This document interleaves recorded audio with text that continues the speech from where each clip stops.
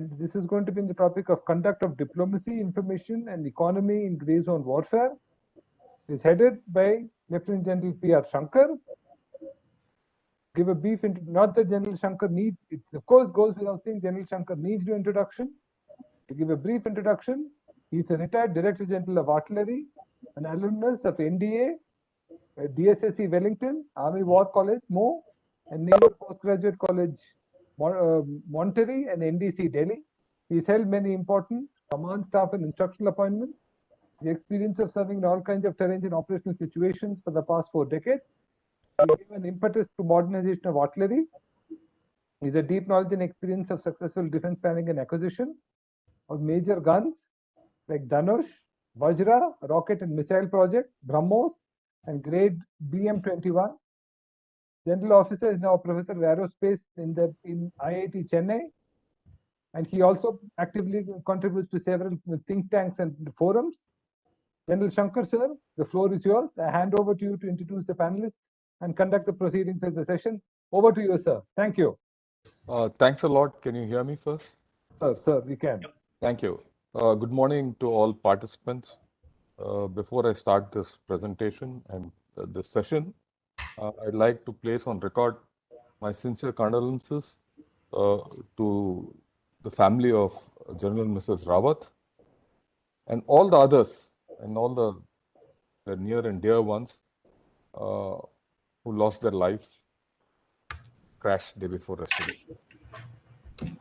It's a sad moment, but then life has to go on, and hence we will get on with this. I've heard the last session and I've heard some views.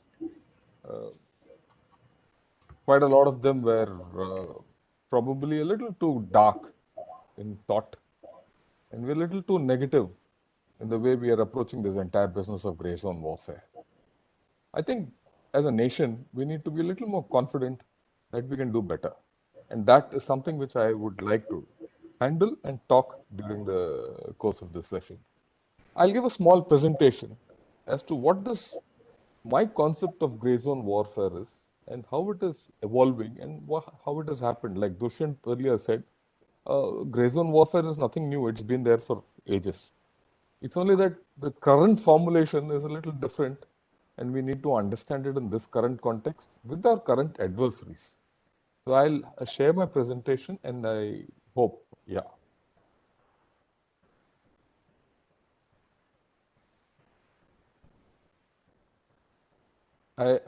can you see my presentation, please? We can indeed, sir. Please go ahead, sir. Sir, but right. Put it, yes. Yeah. We're going to conduct this business on, we're going to focus on diplomacy, information, economy, and grey zone warfare. I was initially told that this is to be part of DIME without the military aspect. In my way of looking at it, the military is, the DIME concept itself is dead. It's far more. Right. We'll have Mr. Anil Tugnath, who's been our ambassador, who will talk later about the diplomatic influences. Mr. Priyan Nayak will talk of media as an influencer in grey zone warfare. And Mr. Sunil Pant, with whom I'm part in CASA, the Current and Strategic Affairs, he will talk about the economic aspects. They are great people. I'll talk of them when we come to each one of them. But when you look at it, why grey zone warfare has come into being is basically fundamentally an outflow of the Chinese thought process. Grey zone warfare is not new, but the way it has come about today and the way we are handling it is because of this. And this entire thing goes back to this book on unrestricted warfare by these two colonels. I mean, I'm not too good at this thing, so I call them Liang and Wang. Wang and Liang have unleashed this unrestricted warfare on us in 99. They revised the whole thing later, and today they're practicing it. Now, if you look at the Chinese operational concepts, right, you will see that there's a great fusion. They have a civil military fusion system, and there's a great fusion between their grey zone, their white zone, and their black zone concepts of warfare, whatever you call them. But let's look at it a little differently. as per their operational concepts, which have been compiled by RAND, and there's a good study on it, they say that the combat space is a geographic space where actual physical conflict occurs. But that is small and limited, and it rarely happens in this space. But war space encompasses both physical and non-physical domains of war. It's political, economic, diplomatic, and informational spheres. And it is not that these spheres didn't exist. They've expanded into these new domains because of new technologies.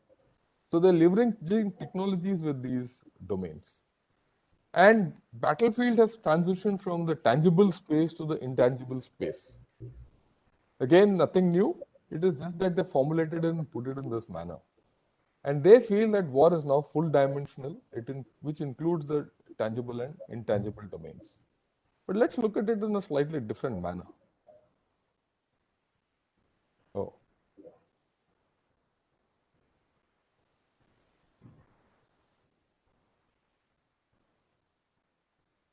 Yeah. You know, there is a disruption in military affairs going on. Call it disruption in military affairs, disruption in state affairs, it's your choice. And this hinges around two things. One is the ideological disruption and the technological disruption. What are the ingredients of this is something which we need to understand in the context of gray zone warfare. Revolution in military affairs was of the last generation. And you have a whole lot of disruptive technologies which have come in. They're in the middle. And hence, we are looking at a disruption in military affairs. These are, you know, when you talk of AI, cyber, someone did speak of cyber in the last session. Talk of space, you could talk of anything, energy, renewable energy. After all, the entire space program is now connected with renewable energy. So there's a huge disruption going on, right? And then when you look at the ideological disruption, let's just focus on Pakistan and China. Pakistan has used radical Islam as a disruptor, and China is today using hardcore communism as a disruptor. Now, where do we go from there? Right? We all know, and we've been discussing this, ideology cannot be defeated kinetically. So what's the Indian ideology? Is it democracy, pluralism, religion, or culture? Mind you, we've been talking very disparagingly of democracy, but democracy has got great strengths.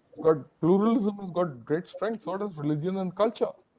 We are not able to handle our own strengths and project them the way we are. But then the question is, are we that bad? Look at it from a different point of view. If you can't govern yourself, how can the bloody Chinese come and govern you? And how can he break your system because he doesn't understand it? And definitely this kind of Chinese today, they can't. And let's not grant too much to China. They're in tremendous problems. That's a different story. I'll not talk of it today.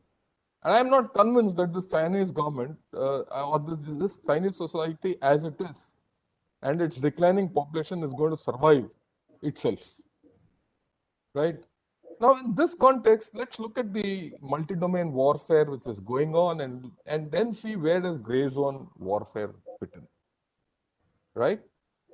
When you look at multi-domain warfare, today, the traditional domains are air, land, and sea, it is understood.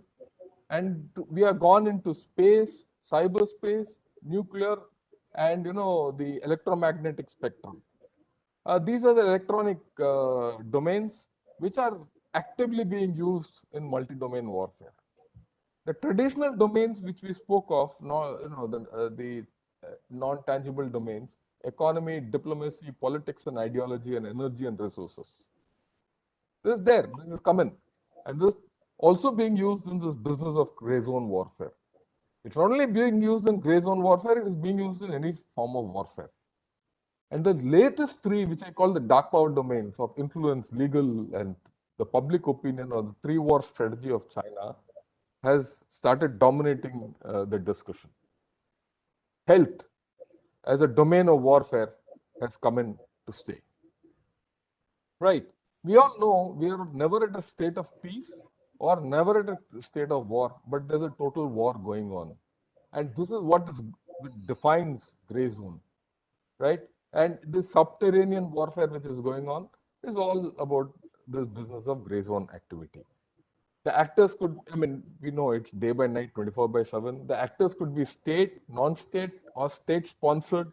They could be NGOs, MNCs. All these fellows are part of this gray zone warfare and the multidimensional warfare. The trick in gray zone warfare is to stay below a threshold where it is not open warfare, it is not declared warfare. And the trick is also not to let live people at peace. And what about the means? They could be hard or soft power. They could be conventional or non-conventional, right? And like I said, it could be day or night. Okay. Now with this, I'll stop the presentation. Okay. And we will, yeah, how do I?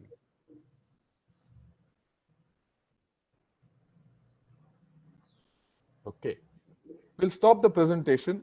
And we'll now get on to looking at diplomatic, economic, and information fields. At the outset, I'd like to request Ambassador Trignath to weigh in. We all know that he's a former ambassador of India to Jordan, Libya, and Malta. He's a career diplomat and he's gone all over the world. He's been in Moscow as the deputy chief of mission in ambassador's rank. He's a postgraduate in physics. He studied Russian history and culture at length. He's done his research at Oxford, and he's a regular contributor to various think tanks, speeches and webinars and all that. In fact, I think we have shared this platform in a couple of earlier occasions. He's a distinguished person, and I've heard him. He's very eloquent in the way he goes about delivering his thoughts and talks. Of course, he's a multilingualist, knowing French, Russian, and Spanish, and I invite him to speak to us in English today. Over to you, Ambassador Trignath. Take it on. Thank you, sir. Mr. Chairman Janashankar, distinguished participants and panelists. It has been wonderful listening to everyone. And I must say that, am I audible? Yeah, you are audible. Carry on. Yes, you are. It's been wonderful listening, and especially in the previous session, what I gathered was that we have a certain kind of a system already in our minds exactly how we can take it forward. And as General Shankar and others have said that this gray zone warfare, or whatever name we call it by, has been in existence forever. And as we know that diplomacy is also ever present, even during the actual war. And therefore, it is very integral part also of the gray zone warfare that we call. Now, it is fought on many levels, depending on countries' capacities and what it has to offer in an international domain, and what are its objectives, the realistic objectives, I would say, in a foreign discourse or international discourse or a domain. So we are, India being one of the largest countries, population by the second largest country, threatening to displace China soon. The almost third largest economy in the world, the largest democracy in the world, obviously has, and the history and civilization, so to say, has a lot to offer to the world. So one thing is because of its strategic location, because of its strategic voices that have been in existence forever, India has played its card even before its independence in the international domain and has been counted for this. But did we have the means, or did we actually achieve anything? I think this is something which is, in my view, a gray area also, whether we have been able to fully achieve, because we have had wars, not 1, 4, or 5 wars. We have been also subjected to continuous cross-border terrorism, which is also a form of diplomacy by Pakistan, because it's clearly an instrument of its foreign policy.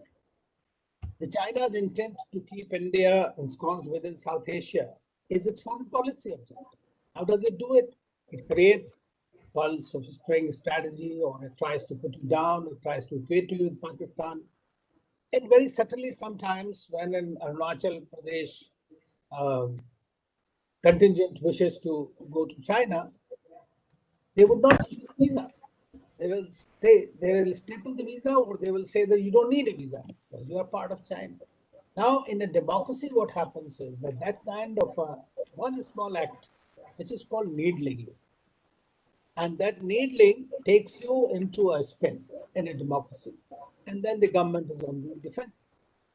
Now, how do we work on it? We have heard about various kinds of means that are going to work there. We have also heard about the China's strategy of three warfares. Obviously, is well thought out, whether it is creating a public opinion warfare, a psychological warfare, and then the most important part of it is legalizing that warfare. I mean, that's where they really take the cake. And whether I differ with many of our friends, unless there is an implosion from within, inside China, China is there to be a major problem for us. Yesterday, I spoke briefly about this, but let us look at it. How does it conduct its hybrid warfare, or whatever way we are going to look at it? Well, it tries to influence the foreign decision makers and how they approach China policy. And this is done, we have heard about it, owns the several newspapers and media organs everywhere. In India also, it has a tremendous influence, and they quietly keep on working there. Now, it is not only that, every country tries to do it, whether through their intelligence agencies, through their aid agencies, or whatever it is. They try to create the stakeholders, the constituencies for themselves. And then it tries to create a legal framework for its action, justifying them somehow or the other through the domestic laws, and in which I think that China has done much better. And most of the American, which is another adversary as far as the Cold War 2.0 is concerned, we see that most of the American think tanks and most of the American policymakers do say that the USA is ill-equipped to handle it for two reasons. Simply, but not that it doesn't have the means. It probably does not understand China that well. And that's the reason China has become so big. We have seen that. They tried to go by a policy of their democracy. They're saying that, okay, China will become an international player if we engage with them. And so did they thought of Russia and all that. And eventually both of them tend to become their strong adversaries. So most of the people believe that they are not in that kind of situation that they can confront China in the gray zone warfare. So what do? They try to go in unilaterally. Now, sanctions we have heard, and I'm sure our friend Mr. Pant will speak about this more in detail about how the economic sanctions are being used to some of the issues or the interest that one wishes to. But that is negative also, because now in our case we can see clearly what it is doing is it goes ahead and finds some agreement and issues a sanction. Says that anybody doing business with Russia will have tertiary sanctions, secondary sanctions, and since USA is in a position to control the financial system, at least as of now, China is coming up with alternate systems. Countries are going into bilateral currencies to use that, obviate that somehow. Or the Europeans were trying to do some new kind of financial system, but they are still in infancy. So we don't see that any major challenge to the US-led Bretton Woods systems, financial systems that have controlled the world. So they are able to do that. And most of the countries, at least 95, 98% of the countries, will abide by that. But then there are a few players in the world globally, and they are the ones who have to see either they are in the American camp, or if they are not in the American camp, they become the targets of this. It has, whether the sanctions against China, against the Iranians, or the sanctions against the Russians, they have all impacted us great deal directly. And that's their very big instrument of diplomacy. International organizations, they consider as the instrument of their foreign policy. Madeleine Bright clearly said that UN is an instrument of our foreign policy. If that does not serve your purpose, then you go unilaterally. So in that process, you undermine. We have seen what has what the Trump had done during his time, virtually decimated all the international institutions and even opted out of several of them. And therefore, for most of the world, that has become a major problem. So diplomacy, in that sense, gets short-shrifted, or your options become rather limited in that. Now, the China's, you need to see also, I mean, we were looking at certain institutions which we are doing. Now, China, the foreign ministry plays a much smaller role. Their foreign minister is not even part of the CCP list. Now they created something in the party is the major player in that country. And it has created the International Liaison Department that at one time was only dealing with party-to-party rule. But today they have become main, in fact, unique role in supporting the longevity of the Chinese influence. That is the most important thing that they're playing today. So other it was, now it is identifying ambitious talent pools. They're creating, I mean, their cultural centers are known all over the world. And can you imagine in countries like Arab world, many of the Arab countries now, the Chinese is the second language being taught. In Nepal, it is there very much. So they are creating the long-term, under the radar kind of, I would say, competencies and constituencies in those countries. And they eventually support the Chinese foreign policy aims in that. So I think that we have to also look at those models. Every time there are many people who would say, why do we look at China? We should not look. But China's quiet diplomacy has also worked well. Of course, we have seen one example of their wood warrior diplomacy, which has utterly failed. And they did a quick course correction. And it is very important for us, not maybe for America in that sense of the term, because we are in the top 3 economic powers today. Economic interests are very keen for us. Developmental objectives are extremely important for us. So we have to be part of the game. Now we are there. Now what is there which we have? We have our capacity building project. We have been supplying assistance to 161 countries. But have we been able to utilize that to our advantage? Creating a goodwill is one thing, but how to marshal that goodwill for your own national interest is something, especially when you have a competing power next to you. So that is something we have to do together. Now, working in, let's say in Africa, if you go with the countries who are opposing China, who are they? They are the powers who are colonialist powers. Their credibility is very low.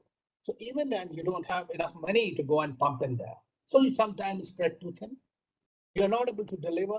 That affects your soft power projection. That affects your credibility in a country.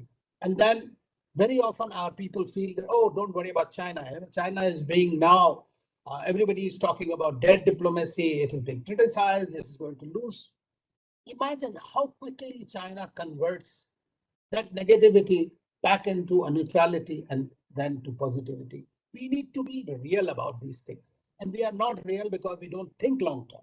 That is the problem. Somebody mentioned about think tanks. I fully agree. Think tanks serve an end to their masters, whosoever is controlling them or funding them. There is no proper funding for them. There is no objective exactly what are we looking from them. That is the problem. We don't even know what we want. So that's why they churn the same thing over and over and over again. You read 10 reports from 10 think tanks, you will find it is just 1,000 different languages. And that's the problem that we need to see. So since the competition is going to be multidimensional, we will need to do that. I just give you an example of Iran. Now, Iran, of course, is a civilizational power. It has been haunted. It has had a problem within the region. It has a problem outside. But what it has done is it knows that it cannot compete effectively and all along. It has created its something I call 3H. This goes across the Arab world. I mean, they have gone into the Arab world, nearer to the Israel and everywhere else. And forget about their nuclear ambitions. They might have the nuclear weapon as it is, one doesn't know. But they have created an asymmetric advantage for them. Those 3H are what? Houthis in Yemen. Now all the Arab world is now punched in there. They want to get out of it. They cannot get out of it until Iran is on the same page. You see Hamas in Gaza and Palestine, and you see Hezbollah in Lebanon and Syria, which are very close to that.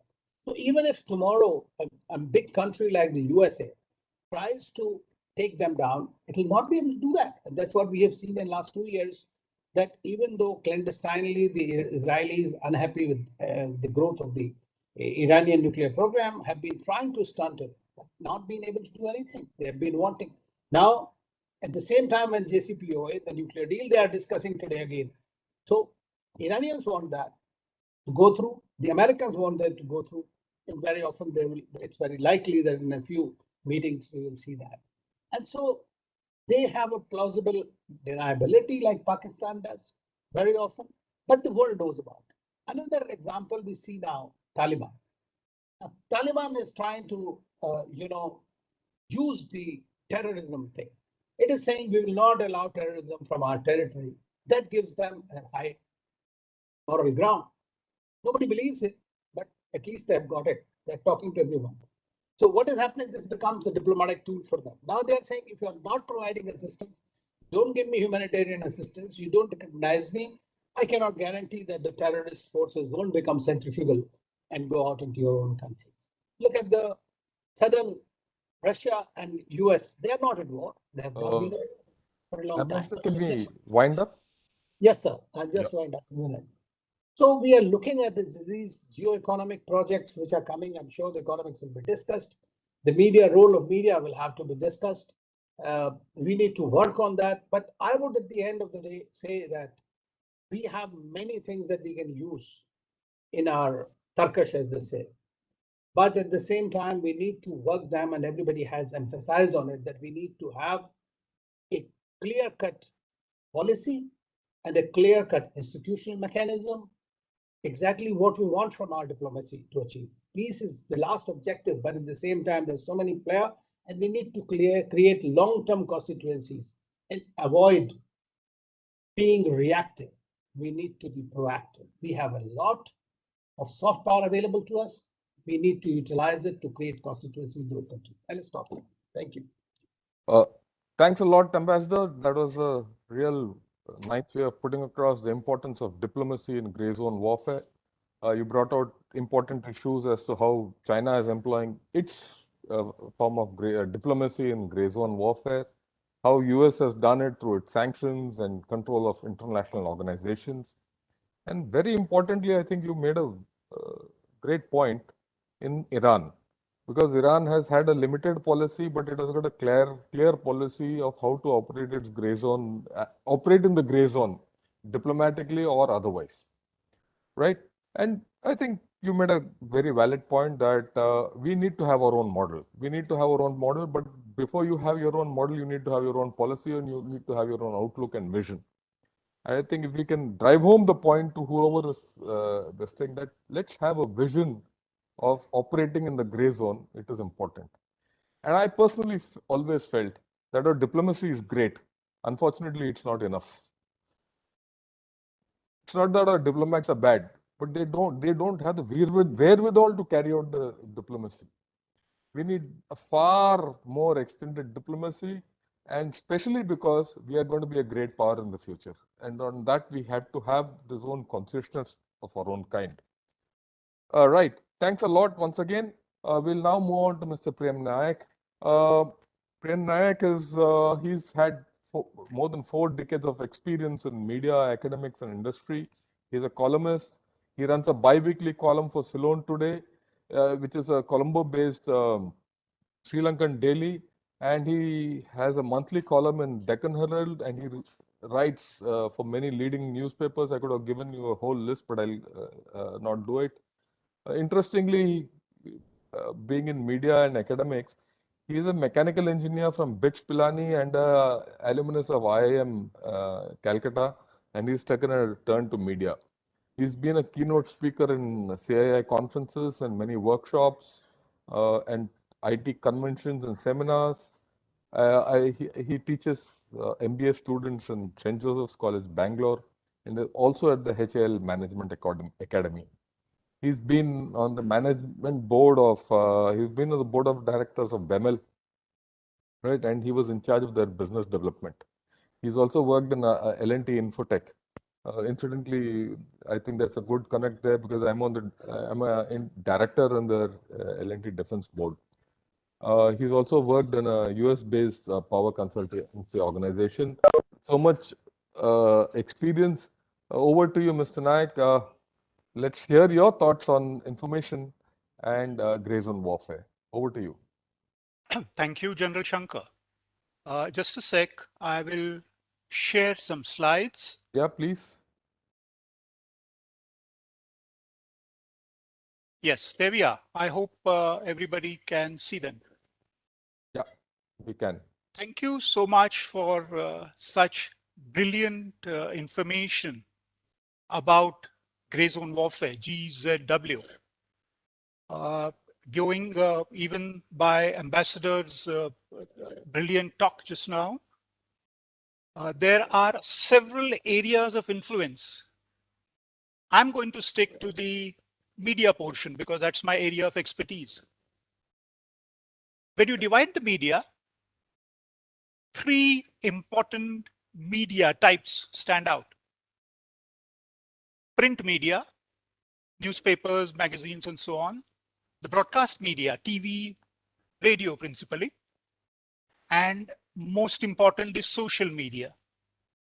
That's how they evolved, but currently it's social media that's ruling the roost.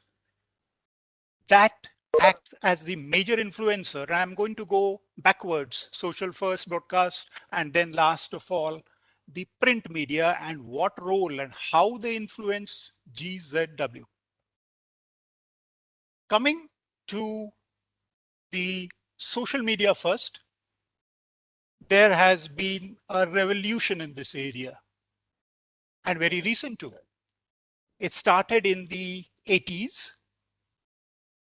Classroom or classmates.com, a bunch of classmates got together and they suddenly found that they needed to exchange, or there was a great joy in exchanging memories, views, experiences, opinions, discussing agendas, and so on.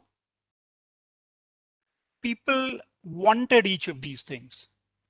And from there, about 18, 20 years later, evolved the social network revolution.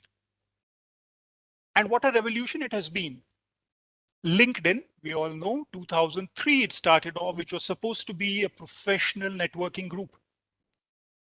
Now, of course, it's with Microsoft, but very much in use. The Facebook.com, which evolved into Facebook and Meta, perhaps, but that was 2004, and it was supposed to be just Mark Zuckerberg and his classmates. But just see how it has evolved. I have a set of slides, and you will see the number of people who use Facebook. Most important, Twitter. And I think from the GZW point of view, the 2006 evolution of Twitter with its hashtag, and you could have 140 character messages only. And this hashtag permitted you to group together and track your character messages. Twitter is one of the most important elements of GSW. Politicians, journalists, or we just love Twitter. Look at politicians. I did a back of envelope calculation for our Prime Minister Modi's Twitter. I did some analysis. I find that he has tweeted so far 31,300 tweets, and he's been a member since Jan 2009. A quick division, 365 and 13 years shows you he's tweeting on an average at the rate of 7 tweets a day. I struggle to come out with 2, maybe 3 tweets a month, interesting, meaningful, sensible sort of tweets. And here we have 7 tweets a day. So you can figure out how important, how much, how necessary, how great it is to use Twitter. An analysis shows 85% head of governments and 83% of journalists. Very much. I'm on Twitter. I have a Twitter account. And I find that this is perhaps the best means of disseminating what you want to say. Today's my bi-weekly column in Ceylon, Colombo, Ceylon today is appears on Friday. And the first thing I did was put it on Twitter and Facebook. So we love it, disseminating our message, and most important, looking for new topics. Of course, the mobile apps, we're all aware of WhatsApp. And of course, the Facebook, very key, very critical. In fact, they say that if you are not on Facebook, you don't exist. But when I do some analysis and give my personal inputs and opinions, I find that it's advertising companies or marketing companies, more for social activities, more for commercial activities. So they are the ones who have taken the maximum advantage. Of course, gray zone warfare also is an area, but the marketers and the advertisers are simply ruling the roost here. The fact that you can take out data, you can do social media mining, you can find a pattern, you can build relationships, correlate data, correlate informations, and then you can do anything with it. And let me just give you a flavor of the kind of GZW, the kind of warfare you can have. This is a photograph, this is a Twitter picture spread by Twitter by Russia's deputy PM. This is about 7-8 years old, Dmitry Rogozin. See, the message is trying to spread. He shows Putin, who's supposed to be very, very manly, with a leopard, and Obama with a puppy dog, with a small dog, trying to prove the manliness of his own president versus the pansy-like behavior of Obama. This is the kind, this is just to give you a flavor of the revolution and the potential for GSW, the GZW that social media can bring in. Now, where does the gray area start? And where do you start having the problems? As a journalist, I have to follow ethics. My column, which has appeared today in Colombo, I had to look at COVID. It's about a function, which we were having. I write on human interest issues, and I was describing a wedding which we have been having, which I attended very recently. But the ethics is I have to talk about COVID. I have to talk about COVID protocol. I have to talk about how we are having a wedding, but despite that, how the guests are being protected, how the area has been sanitized. So these are ethics which are kind of inborn in me. And it's not just me. In case I insist on writing, my editor will just knock it off. When I ask for when I write for the Deccan Herald, I have to clear my topic with the editor. He sanctions it, and then only I go ahead. So I normally give him 2 or 3 topics, and then he chooses one, and I go. I do not have the what do you call it, the permission to write what I want, how I want, what I feel. But this is where your social media can do it. Anybody can be a journalist. Anything is news, and here you have a dangerous mix. You can access it easily, open an account, you can do it in 30 seconds. There is no gatekeeper, total anonymity. You can influence perceptions, beliefs, opinions, target audience behavior, what kind of narrative you want to convey, how you want them to think, what you want them to think. And General Shankar talked about state actors, non-state actors. You can mobilize support, disseminate your narratives, whatever. Let me now come to broadcast media, but before that, I would want to show you some slides. I'll just do that. I'll quickly run through them, so that they can elaborate on the areas I am talking about. So 1 second, I'll just need to stop sharing and then go into the pictures. Yeah, here we are. If you take a look at this, why are people motivated into using social media? And this was an analysis which was performed. And among the top 10 motivations, I want to highlight 39% believe or require or are motivated to use social media for news and current events. Now think for a moment about it. For news and current events, you want social media? This is really thought-provoking. It is 39, almost 40%. let's look at this slide. I got a lot of data from the US-based data. India data was not that easy for me to collect. If you look at the overall population of the US, you find that 2/3 of Americans, just look at that. The question was, and this is by the Pew Research Center. This is the source, so they're very reliable people. They found that 20% often use media, 27 sometimes. So if you total this up, something like 68, or let's take 70% get their news from social media. So you look at the impact that social media has created. This is very important. Just look, Facebook has something like 2.7 billion users, account holders. The world's population is just 7.9 billion.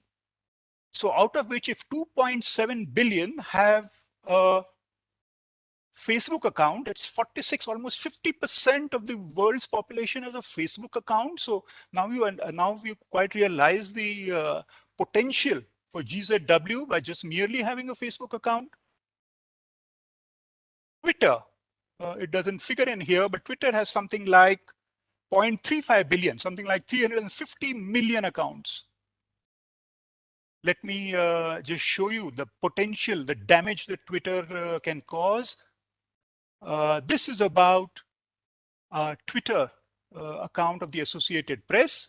They said 2 explosions took place in the White House and Barack Obama was injured. The news spread. Just look at the number of tweets. Look at the number of people who liked this tweet. 153 found it favorites. But this is the damage. This is what GZW can cause. Fake information on the Twitter, no gatekeeper, no anonymity. Associated Press has sent it. Obviously, they have picked it up from somewhere. This is the potential of Twitter. I'll quickly mention a point about hybrid media today. This is from the Deccan Herald, but this also was put on as a Twitter feed. Our Prime Minister Modi, in his political speech, has talked about how the double engine, double Vikas government will be beneficial.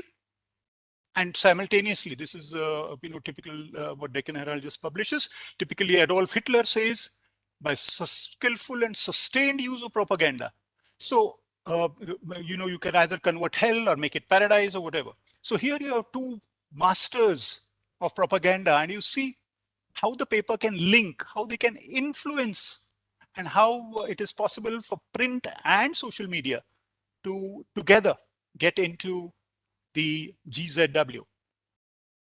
Coming to the warfare bit, this is again a Wall Street Journal I've got it from. The Islamic State regularly issues technical tutorials, and they tell you which is the safest course, which is moderately safe, which is unsafe, don't use. So they are training their people. Viber, WhatsApp is declared unsafe because they can source out and find out who the sender is. And something like Telegram is relatively safe. Telegram is relatively safe. So tutorials are conducted. This is what is really going on. They have reached such a stage of utility and effectivity.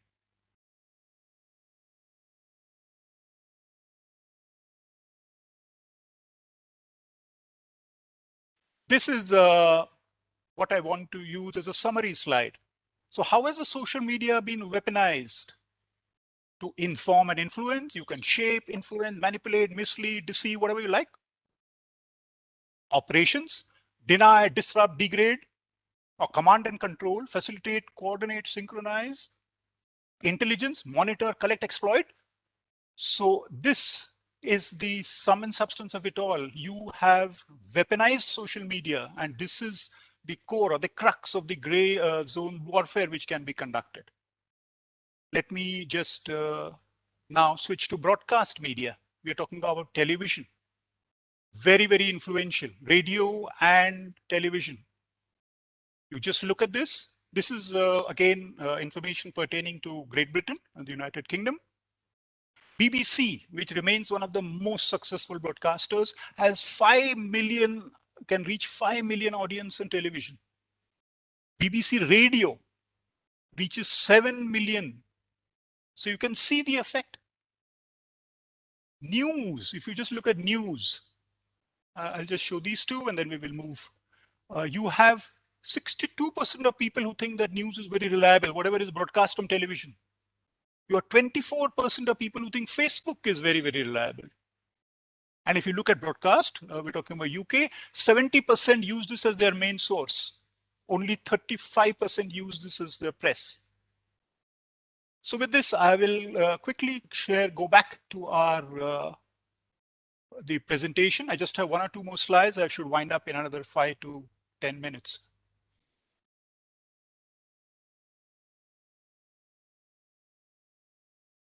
Yes, broadcast as a influencer, broadcast media.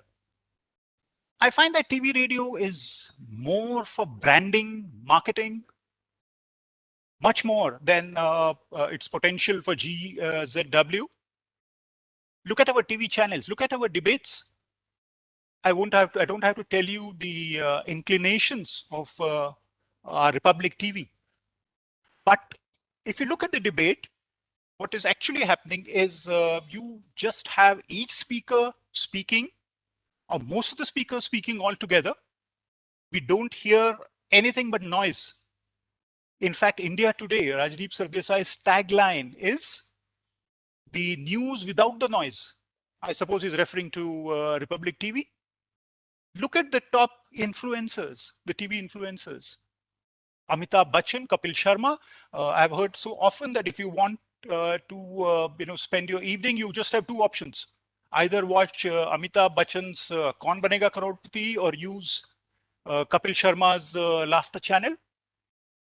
So these influencers seem more prone to advertisements, marketing, social aspects. I have always seen Kapil Sharma end up with a social message. But GZW, I think this is again in the realm of study, and it needs to be analyzed how much it can be used and should be used. A comment about WION television. I was watching a small clip about an incident in Faisalabad in Pakistan. Apparently, some women had gone into a store and they were molested by the shopkeepers who caught hold of them and committed, molestation, or committed crimes. So this, the first time you hear it, makes your blood boil and say, how dare Pakistan, as it is, has a very poor reputation where women are concerned, and how dare they do this sort of a thing in civil society in 2021? But then WION TV also gave a CCTV version. According to the version, these women were stealing from the shop. And when they were confronted, they undressed themselves, in which immediately the men just left them and then they ran away and spread these messages. So GZW, when you look at broadcast, these are the options. These are the areas. Whom do you believe? Which version is true? The CCTV or the women's? But women, we know as it is in Pakistan what their status is. So how do you carry out warfare? What is true? What is to be done? Let me just quickly come to print media. This ruled the roost. In fact, when we have got the print journalists in 2021 have got a Nobel Prize this time. Maria Ressa of Philippines, Dimitri Murator. The previous Nobel Prize for print journalists was given in 1935 to Carl von Oeschy's, about 85 years earlier. The print media journalists face so many hardships. People are killed. In fact, Dmitry Murator, the Russian Nobel Prize winner, 6 journalists were killed in the organization before him. And here you have New York Times, Washington Post, Los Angeles Times, but each of these have their own agenda. They set the agenda for media, but just look at the agenda. The New York Times, unless you write something negative or anti-India, they don't accept your articles. Why? They will not even accept an article on a letter to the editor unless there is some anti-Modi or anti-India as one of the advertisements for business correspondence that they had put up. So you have partisan journalism, where people report with a particular political bias. Tabloids bring in yellow journalism. This is especially of Great Britain, where you had those British tabloids. Reporters on the beat can bring about objective journalism.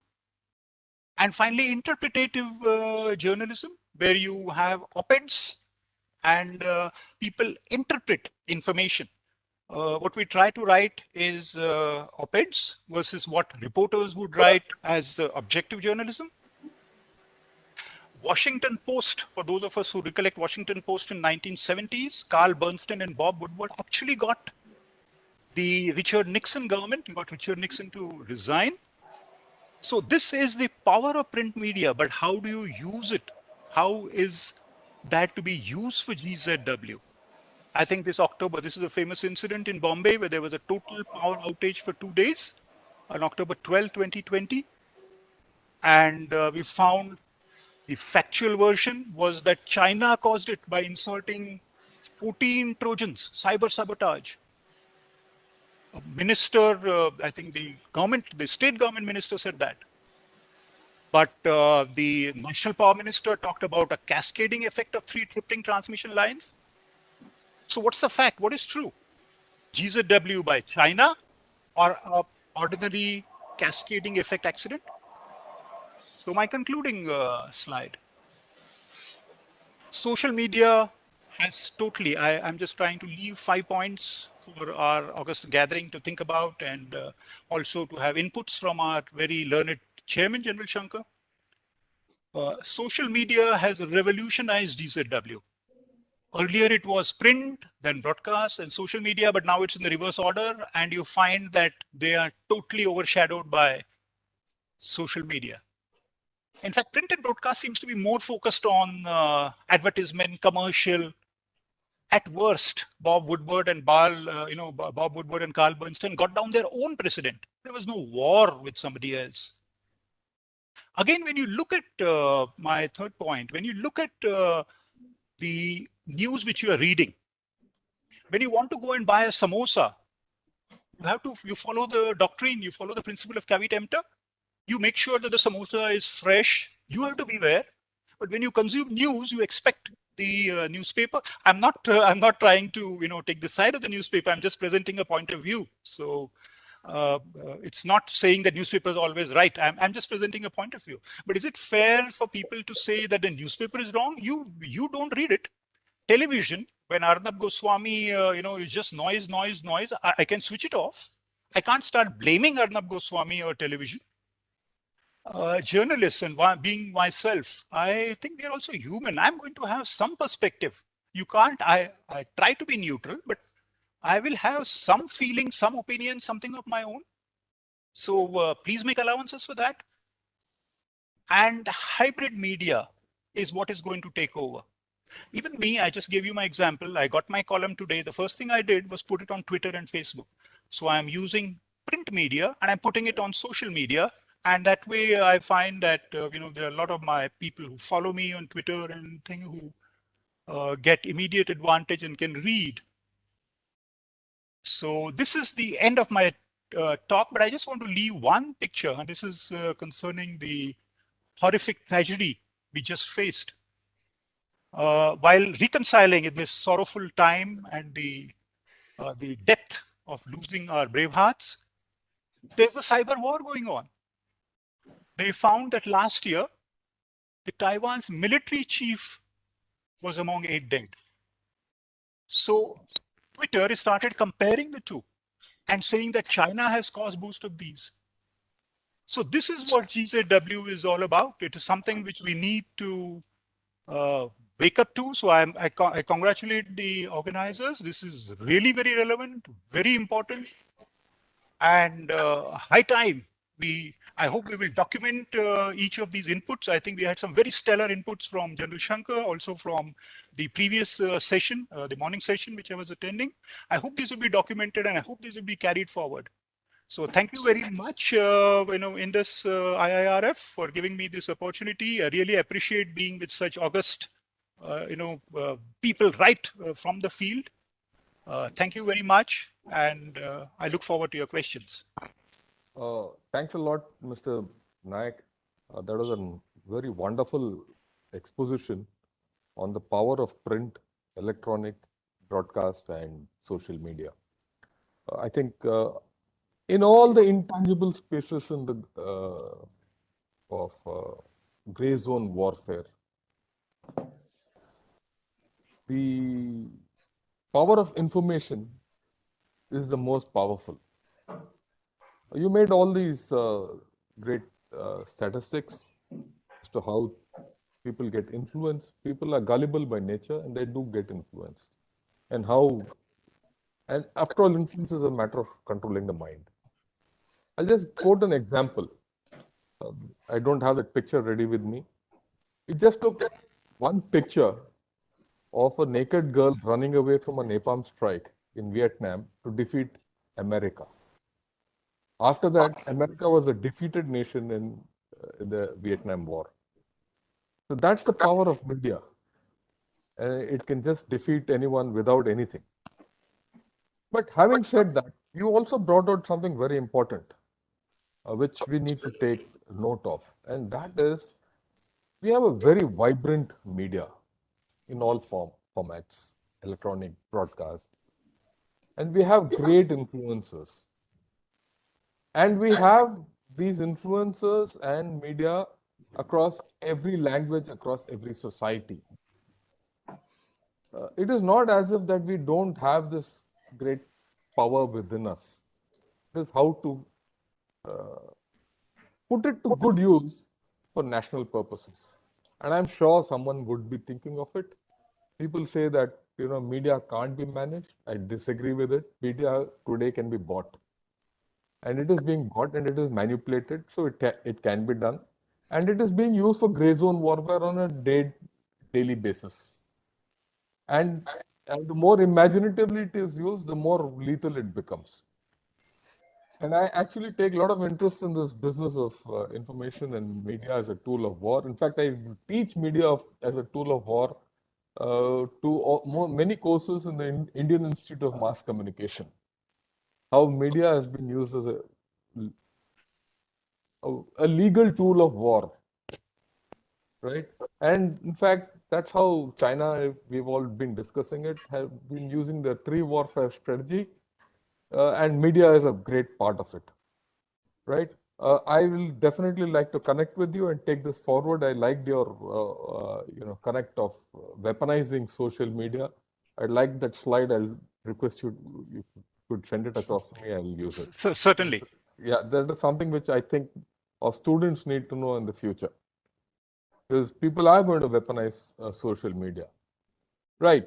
Now, we'll turn to economics. As Clinton said once, of any war, it's economics, stupid. So let's be stupid and get to economics. And when we talk of this stupid subject called economics, we have Mr. Sunil Pant, who's been a senior banker, who's been on the he's been an independent member in the board of supervision of a bank in Kabul, and he's been advising the Afghan government. He has been, I don't know whether Taliban will call him back or not. That's a question mark, right?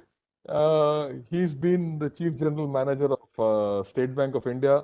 He's had extensive experience in banking operations in Moscow, Mauritius, Indonesia, Nepal, and Bhutan. He's trained at Harvard Business School, Michigan. He's been in IIFT, IIM Ahmedabad, what have you. I mean, he's an economic thinker. I've been interacting with him in CASA. I've known his potential and I know his ideas on gray zone warfare and how economics connects up with it. Over to you, Mr. Pant, and the floor is all yours. Thank you very much, sir. I'm really humbled by your introduction, and I'm grateful to be a part of this panel today with a wonderful audience and very, very enlightened and eloquent speakers. In fact, I am slightly nonplussed by the quality of proceedings that have gone before this, looking at the quality that came up and probably the expectations that you have now put on my shoulders.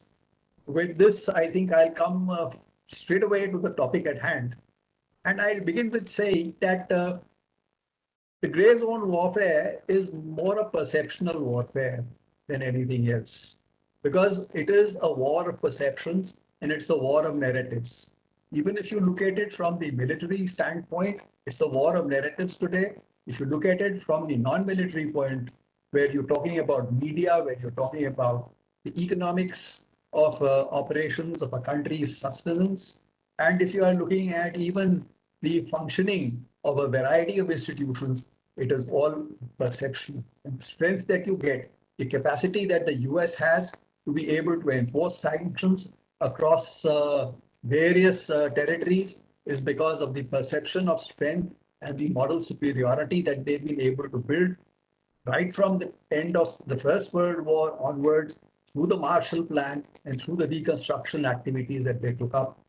The dollarization of the global economy, which followed because of all these things, has again been a perceptional factor. And today, America, one of the most indebted nations, which as a banker, I would hate to touch as a credit, let us say, applicant, is one of the preferred places for everybody to park their surplus funds. Almost everybody. I think China has been slowly withdrawing, but many of us are still putting it there, though even Reserve Bank of India has started on a diversification. So I think with that, let me say that the perception is very important, and more than the perception is the mental subjugation that takes place. How do you subjugate a person even before you come to having an exchange of fisticuffs?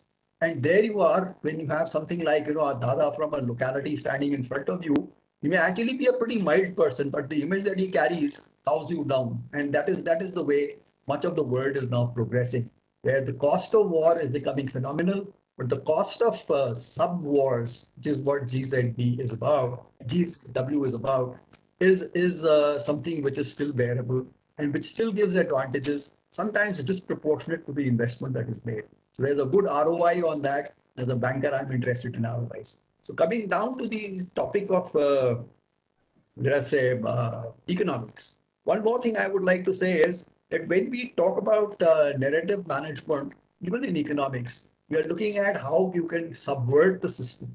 And there we have something which I can take out of the ancient Indian book of Panchatantra, where there is a book, I think the third book, possibly the fourth or whatever, which talks about, which is labeled crows and owls, where there's a war going on between crows and owls, and the crows being intelligent people and owls being very smug, self-satisfied people actually get infiltrated by a courtier from the crow's side, who goes there incognito, becomes one of their advisors, rises to a high level, and then ends up destroying their capacity to fight, and therefore they are defeated by the crows.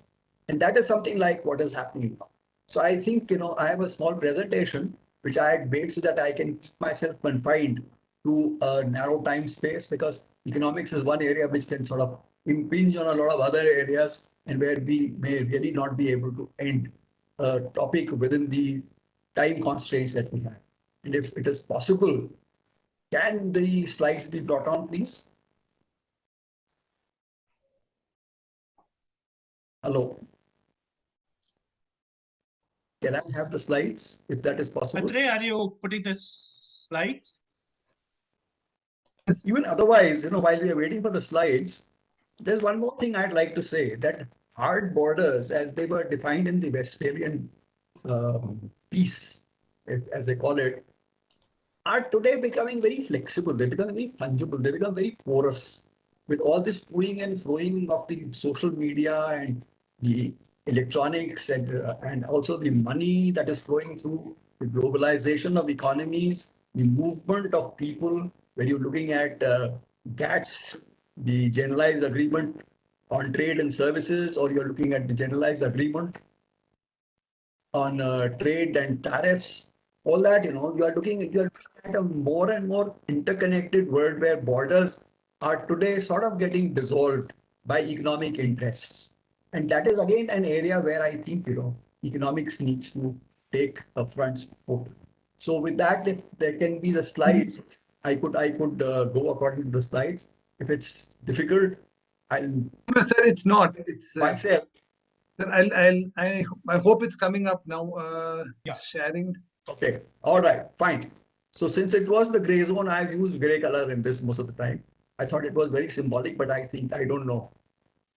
Sometimes you get carried away with your own virtuosity. So here we Coming are. up. Is it satisfactory, sir? Very well. I can see it. So thanks a lot. And I presume that others can also see it. So this is Can you see it, sir? Yeah, we can see it. General Shankar. Thank you, sir. All right, fine. So I've been given an endorsement on this, and I think maybe we can go to the next slide, which is actually. All right. So economic underpinnings, I thought let me talk about why economics is important in all this. The first thing is that nationhood, and I'll talk about the aspects of nationhood after this. Nationhood rests on the foundations of its economy. So if you look at the foundations of a nation, it's the economy, its social structures prop up the edifice, and its political capabilities determine its status. So I was looking at a report, I think about 3-4 days ago, a Lowy Institute's report, where they said that India within Asia ranks at number 4 in terms of its capabilities, but is punching much under power in terms of under strength, in terms of its influencing ability. So that's something that needs to be seen. What is the political capability, the statecraft, the diplomacy, and the outreach that we are able to establish so that we can work things out in tandem and be able to build up a stronger nation. Economic activity generates the resources that are required to sustain political activity. So that is very important, and there is an intertwining of the two. These in turn often influence social outcomes, and we can see that where economic activity fails, you have social unrest. Where political activity is unable to control the flow of funds, the distribution of money, you have unrest. So we have all these kind of issues that keep on coming up. Today, when China is talking about, a kind of a populist phase to its wealth that it is gathering, they're trying to take it back to the people. That is again a political step for an economic reason, because they have a social risk in terms of what is going on. And again, as I was saying, if we come to the concept of sovereignty, there are two peace treaties, and therefore, Westphalia peace is what is talked about, not Westphalia treaties. And this led to the recognition of the geography of the sovereignty and of the territory being a principal aspect of what a nation comprises of. Can we go to the next? Here we are talking about what is a nation, country, and state. Again, I wanted to talk about this because I feel that the borders are changing. And when we are talking about a nation, we are talking about today a slightly different kind of a nation than was envisaged when Europe started taking the shape of countries. And this is where we are. A state is a territory with its own institutions. I have taken this from one paper that I found, and I found that it was sort of short enough to be put in here. But let me come to the last point first, which says that a country may be used interchangeably for state, sovereign state, or nation state. Less politically, it may even refer to regions where there is no government status attached to it. So it becomes slightly fungible out there. But then the sovereignty of a state is basically a government and its territory and its people, and the right to enter into alliances, into agreements and treaties. So that is what basically defines what we have in mind, and that is going to be the crux of what is the entity that we are trying to protect. Can you go on? So here we have, as I said, that the attributes of Westphalian sovereignty may need to be reviewed in today's context of increasingly porous borders. You don't know where the border really is today. It's getting more and more porous. And globalization of economies, movement of professionals, distribution of investments, and supply chains. Today, supply chains have got broken up, and part of it is lodged in one country, part of it lodged in another, and controlled from a third. You have investments that are moving between countries. Today, last year I was the CEO of an insolvency resolution agency. And there we used to look at cross-border insolvencies as were then being finalized and formalized. Today we almost have legislation out. But then cross-border insolvencies have become important largely because of the distribution of investments and the activities that has started. Freer movement of goods and traffic, goods and services. This is very important. If you really look at it, today 33% of the global GDP comprises of trade in goods and services. That's a huge amount of global GDP that is being controlled by just this kind of an activity. National interest is being defined by economic zones as against political boundaries, and that is happening. When you look at, let us say, the way China is expanding, it is looking at not only its own economic zone, exclusive economic zone, which was earlier an accepted fact of international law, but is now looking at an extended economic zone where they've got this 9-dash line, which is something that probably was dreamt of somewhere in somebody's half opiated dream, but which is now being pushed by them as a true political boundary for them. And that is leading to conflicts which they are overriding.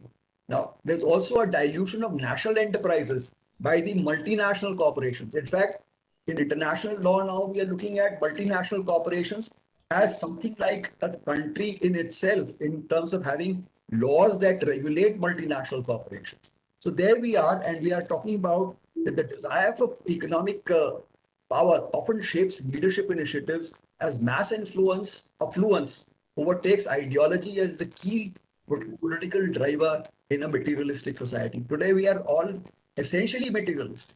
Even if we are talking about a communist society, we are looking more at material distribution of wealth than at any kind of ideological support.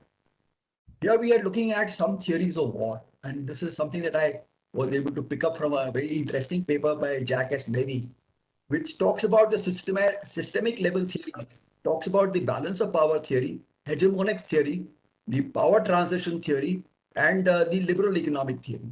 Now here again, if you look at it, there are economic aspects that are associated with each of these. Even when you are looking at hegemony, for instance, you are looking at a hegemonic rise of an economic power, and therefore the threat that it carries for the surrounding ancillary bodies. One of the reasons why India, I would say, is disliked in the neighborhood is also because of the fact that almost 80% of SAARC's GDP is contributed by India. So it's overwhelming. When we look at it from India to other countries, we look at something like a very benign influence that we are elder brothers. We are trying to help them out. But when they look at us as threats. And particularly when you have had some kind of a friction in relationships, then that threat becomes highly emphasized and therefore becomes something that becomes a deep source of worry for those people. I saw that happening when I was posted in Sri Lanka. I was there for about 5 years. And I had gone there just after the IPKF had started withdrawing. That was in 91, I think, yes.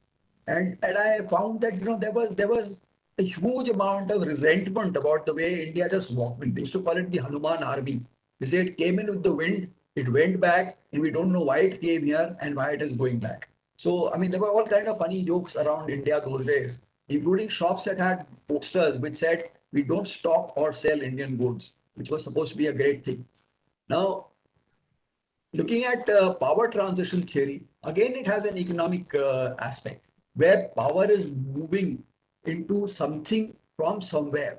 Let us look at China, for instance. China, as it aggregates power, is also looking at aggregation of power due to its increasing economic strength. And there the power transition theory is now playing a role that is obvious.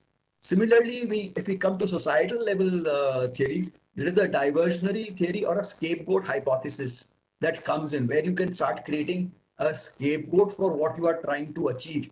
And again, the power of the narrative that I talked about becomes a very, very important thing about how you create a narrative supporting what you are trying to project as the reality. The theory of log rolling, where you are trying to push something through, where you are just rolling over that and you are achieving that. And the coalition formation. Ultimately, this is a very powerful thing. And you will find that even when we talk about sanctions, maybe somewhere down the line, we'll be talking about how important it is to have a coalition or an alliance for the success of the sanctions to be implemented.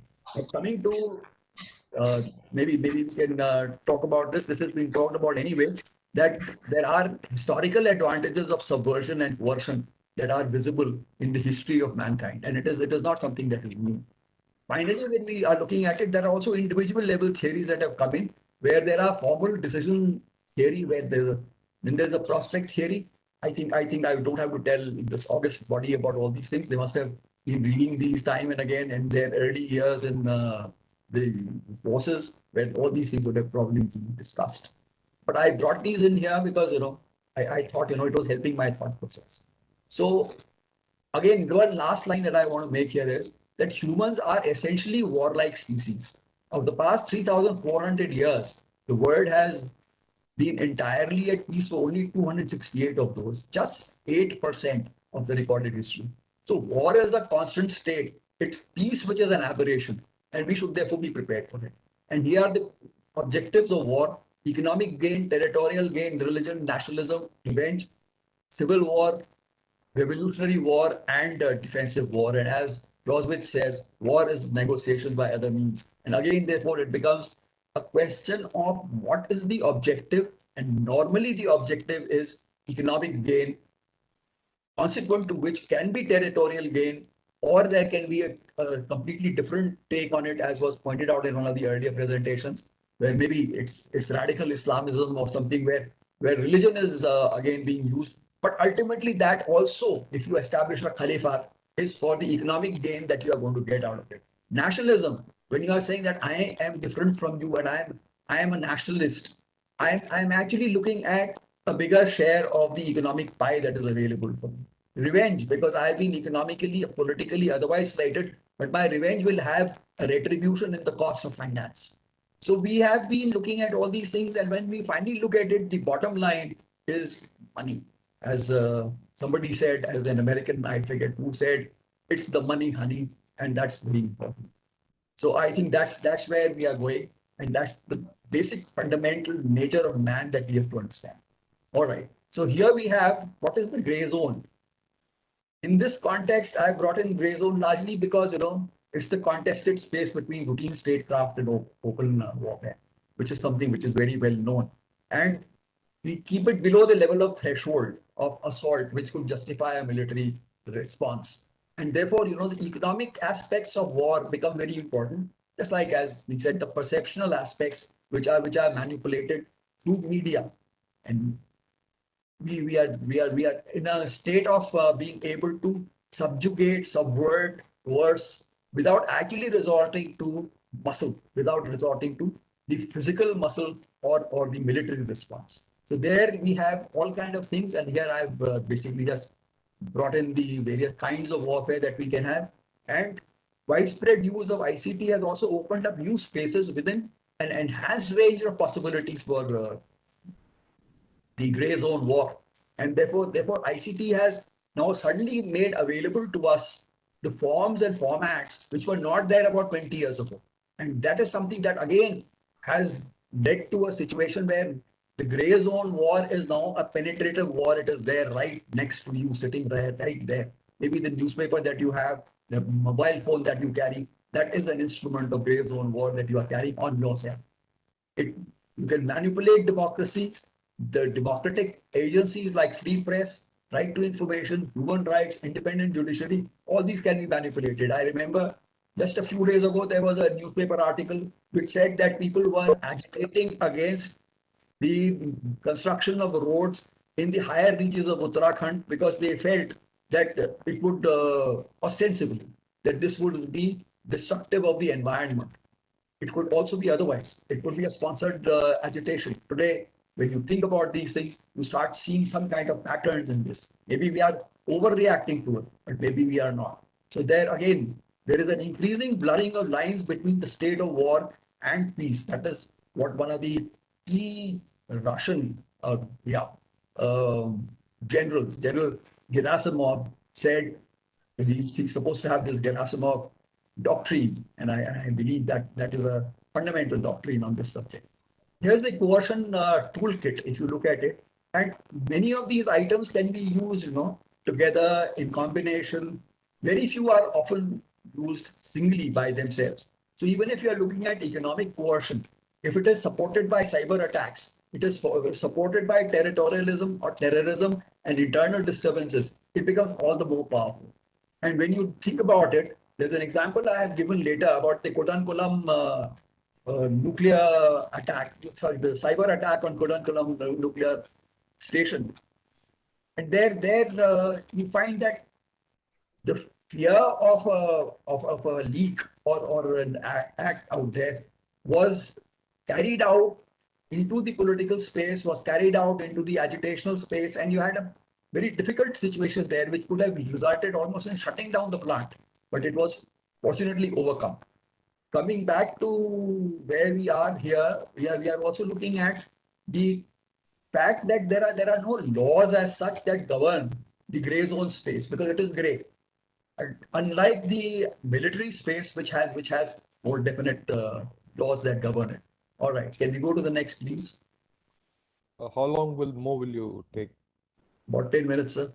What do you want me to cut? Yeah, we could finish talk, Okay. then we can have some discussion. All right, fine, fine. So, I mean, we can go to the next slide because this is something that can, Yeah, yeah. Get to the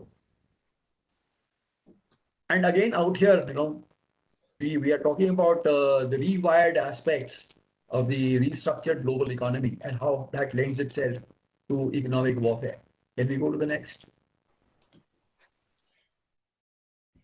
Again, it is a question of supporting your PESEL, which is your political, economic, and social, technological, legal, and environmental structures. So we can go to the next. Here we have something like the processes that get affected in the disruptive impact that is there on economy, the critical processes, the critical sectors, the critical infrastructure. I've built on this in more detail in subsequent slides. Can we go to the next? Yeah, so here we have the critical processes. These are illustrative, and you can see that if there is a disruption, how these will be impacting us. So you have a critical process, and then you have the likely implications. And there again, you have problems that come up because of the breach of critical processes. Can we go to the next? Here, these are critical sectors and their impact, the vulnerabilities, and their likely impact, the critical infrastructure, vulnerabilities, likely impact, and then we can go to the next. Shall we go to the next, please? Okay, these are some other aspects of gray zone warfare. One is you deny through sanctions, influencing of decisions of government and your multilateral institutions, interference in supply chains, withdrawal of preferential treatment. This is denial. Then disruption. You create logistical constraints, disinformation, instigate agitations, instigate social media attacks, dumping, IPR. You can have all these kind of things that come in terms of disrupting the other person's economic capabilities.